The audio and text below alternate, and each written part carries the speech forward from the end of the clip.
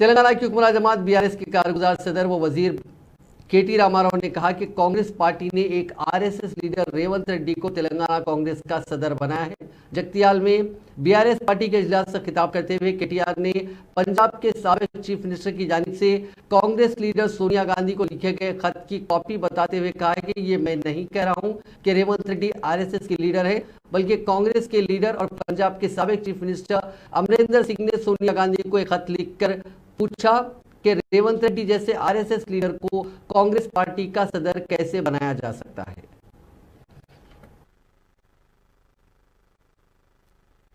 आज कांग्रेस पार्टी ने अपने सदर तेलंगाना में किसको बनाया?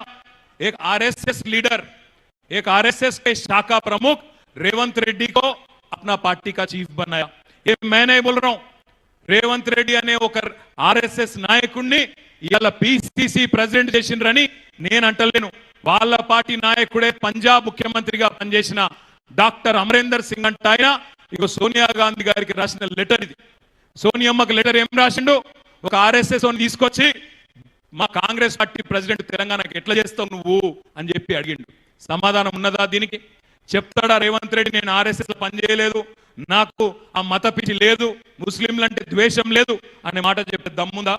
ఇవాళ పుకార్లు పుట్టిస్తా ఉన్నారు, లేనిపోని బంధం పెట్టే ప్రయత్నం చేస్తా ఉన్నారు.